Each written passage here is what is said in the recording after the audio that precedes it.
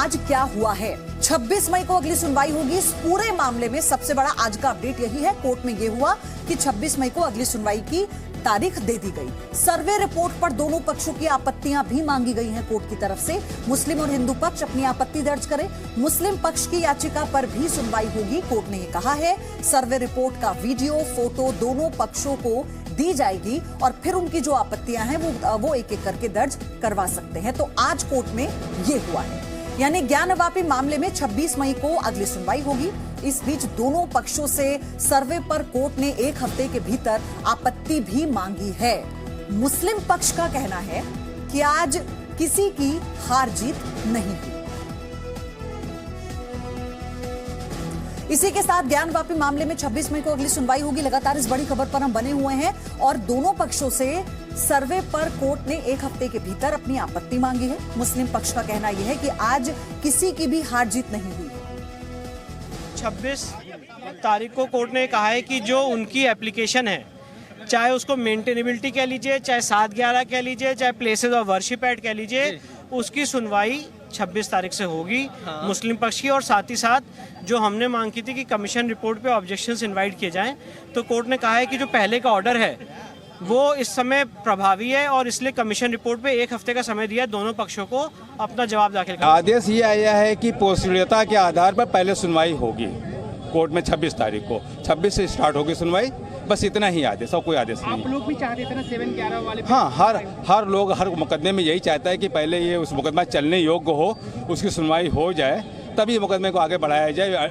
अनअदरवाइज बाकी सारे काम कर दिए जाए और मुकदमा चलने लायक ही ना हो तो क्यों परेशान हुआ जाए। आप लोग भी इस मुद्दे पे चाह रहे थे? हाँ, यस। ये किसी की जीत किसी की हार नहीं? किसी की जीत किसी की हार नहीं है। कानून का मसला है, कानून जैसे होता है कानून का कंप्लायंस हो रहा है। अगला डेट कब पड़ा है? 26 तारीख 26 मई।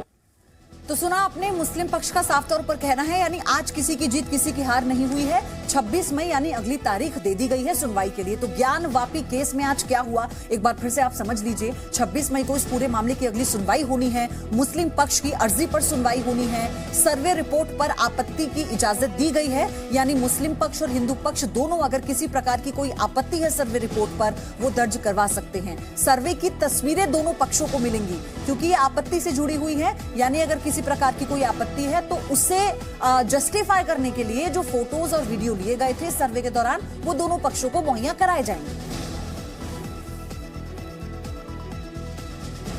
तो कोर्ट के फैसले पर मुस्लिम पक्ष के वकील मोहम्मद तौहीद का क्या कहना है, अब ये सुनिए। माननीय जिला जज साहब ने आज आदेश पारित किया कि अब जो कमिश्नर की रिपोर्ट आई है उस पर ऑब्जेक्शन इनवाइट करते हुए दोनों पक्षों को निर्देशित किया कि 1 हफ्ते में ऑब्जेक्शन फाइल करें और 26 मई 2022 हमारे 35C एप्लीकेशन जो ऑर्डर 7/11 की है उसके निस्तारण के लिए निर्धारित किया। यानी कि जो आप लोगों की यह मांग थी कि ये पूरा वाद 1991 के worship places of worship act का उल्लंघन है, उस वाले प्रार्थना पत्र पर ही 26 मई से सुनवाई। जी, उसी एप्लीकेशन जो हमारी 35C एप्लीकेशन है वो 7/11 की, उसमें बार्ड बाई लॉ और बहुत से पॉइंट हैं जिससे कि ये तय हो जाएगा कि सूट चलने लायक है कि नहीं है। अच्छा, एक अंतिम सवाल, 26 मई से सुनवाई शुरू होगी तो इसमें हिंदू पक्ष की तरफ से भी आपके मामले में बहस होगी, उनकी तरफ से भी वकील पेश होंगे और आपके प्रार्थना पत्र के संदर्भ में कोई उनकी तरफ से अपना भी सबूत पेश किया जाएगा? देखिए, जो ऑर्डर 7/11 का स्कोप है वो बड़ा लिमिटेड है। हम ये कह रहे हैं कि साहब इनका सूट मेंटेनेबल नहीं है और जो 7/11 का स्कोप है वो इनके प्लेंट के अवरमेंट को ही देखा जाता है। तो जाहिर सी बात है कि वादी पक्ष तो अपोज करेगा, वो तो ये तो नहीं कहेगा कि ना मेरा प्लेंट निरस्त कर दिया जाए। तो वो उनको ये दिखाना है कि अवरमेंट ऑफ प्लेंट जो प्लेंट में मैंने कहा है उसके अनुसार मेरा सूट कानूनन मेंटेनेबल है और जो हम रिलीफ मांग रहे हैं वो प्रदान किया जा सकता है, वो ये कहेंगे। हमारा कहना है कि नहीं साहब, आपके गवर्नमेंट ऑफ प्लेन से आपका सूट बार्ड बाई लॉ है और आप इस आधार पर जो आप रिलीफ मांग रहे हैं कोर्ट से वो आपको प्रदान नहीं की जा सकती कानूनी रूप से। शिवांगी ठाकुर मेरी सहयोगी लगातार बनी हुई हैं वाराणसी से। हर एक अपडेट आप देख रहे हैं उनके जरिए। एक बार फिर से उनका रुख करेंगे। शिवांगी, आज जो कोर्ट ने 26 मई की तारीख दी है और ये कहा गया है कि जो याचिका है मुस्लिम पक्ष की, उस पर सुनवाई होगी। मैं चाहती हूं एक बार विस्तार से दर्शकों को आप बताएं इसमें क्या है और ये कौन सा वाला मामला है। देखिए पयुधी, साफ तौर पर आपको बता दें कि हिंदू पक्ष जो लगातार ये मांग कर रहा है कि उनको मंदिर में पूजा अर्चना की अनुमति दी जाए, तो सबसे पहले तो कोर्ट इसी बात पर सुनवाई करेगा कि ये वाद सुनने लायक है या नहीं है। मुस्लिम पक्ष बार बार यही कह रहा है कि हिंदू पक्ष जिस मामले में यहाँ तक पहुंचा हुआ है और वो कह रहा है कि पूजा करने का मौका दिया जाए, तो ये वाद सुनने लायक है ही नहीं। आज 3 बड़ी बातें। पहली बात ये कि क्या हिंदू पक्ष ने जो मांग की है उनका वाद जो है वो सुनने लायक है या नहीं। मुस्लिम पक्ष की ओर से लगातार जो कहा जा रहा है उस पर सुनवाई हुई। इसी के साथ साथ आदेश जो ऑर्डर कॉपी, उसमें ये भी कहा गया कि कमीशन की जो रिपोर्ट सौंपी गई है, अगर उसमें किसी को कोई भी आपत्ति है तो 7 दिनों के भीतर अपनी आपत्ति को दर्ज कराया जा सकता है। और इसके अलावा तीसरी बात ये कि 26 मई को यानी कि परसों के दिन ये अगली सुनवाई होगी।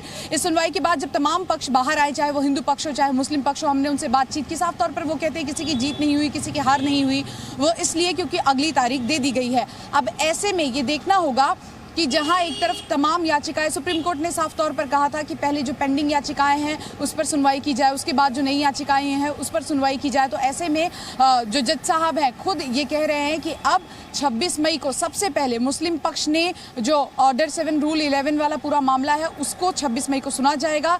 वहीं दूसरी ओर जब हम हिंदू पक्ष से बात करते हैं तो वो साफ तौर पे कहते हैं कि हम भी अपनी तैयारी के साथ आएंगे और जब ये पूरा मामला 26 मई को सुना जाएगा, सबसे पहले जो मुस्लिम पक्ष मांग कर रहा है कि ये पूरा जो वाद है वो सुनने लायक ही नहीं है, तो उस पर हम भी अपनी ओर से तैयारी करके आएंगे। कुल मिलाकर 26 मई को ये देखना होगा कि जब इस पूरे मामले पर सुनवाई होती है तो कोर्ट क्या कहता है। इसी के साथ साथ आपको बता दें कि तमाम जो पिटिशनर्स हैं उनका ये कहना है कि कोर्ट जो भी बात कहेगा वो हमारे लिए मान्य है, चाहे वो हिंदू पक्ष हो चाहे वो मुस्लिम पक्ष हो।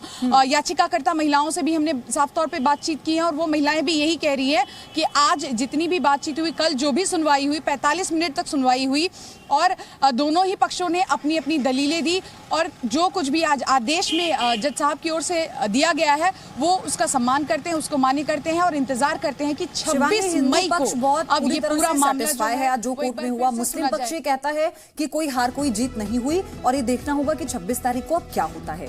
इसी बीच आप सुनिए कि मदन मोहन यादव हिंदू पक्ष के जो वकील हैं वो क्या कह रहे हैं। आज माननीय न्यायालय ने स्पष्ट कर दिया कि 7/11 पे हम सुनेंगे और अगली तिथि 26 तारीख को दी है और इस संदर्भ में माननीय न्यायालय आज जो प्राथमिकता दिया है इसकी स्पोषणीयता पर ही वो सुनेंगे। चूंकि माननीय सुप्रीम कोर्ट का इस तरह का डायरेक्शन था 27 तारीख का, उसके अनुपालन में ये मामला प्रोसीड करेगा। तो केवल मेंटेनेबिलिटी पर पहले सुना जाएगा बाबू। जी जी जी जी। तो आपकी तरफ से याचिका थी कि कोर्ट को कि वो जो आप ऑर्डर की कॉपी मांग रहे थे उन चीजों को उस पर आज माननीय न्यायालय ने कहा कि उस पर मैं ऑर्डर कर देता हूँ, वीडियोग्राफी फोटोग्राफी की कॉपी आपको उपलब्ध करा दी जाएगी। लेकिन पहले मेंटेनेबिलिटी पर बात होनी है। जी जी जी। जो आज ऑर्डर में करेक्शन भी किया गया, क्या करेक्शन किया गया, वो क्या करेक्शन किया गया आज कोई पर ये माननीय न्यायालय ने स्पष्ट कर दिया कि हम 7/11 पे सुनेंगे, फोकस्ड करेंगे और जो पूरक प्रार्थना पत्र पड़े हैं पूजा के अधिकारी 1991 के एक्ट को लेकर जो दलीलें दी गई थी, जो बार बार कहा जा रहा था कि सुनवाई योग्य नहीं है, उस पर भी कोर्ट ने कुछ कहा नहीं। अब ये तो विवेचना का कोर्ट के विषय हो गया है और ये उसको ट्रायल पे मदन मोहन जी।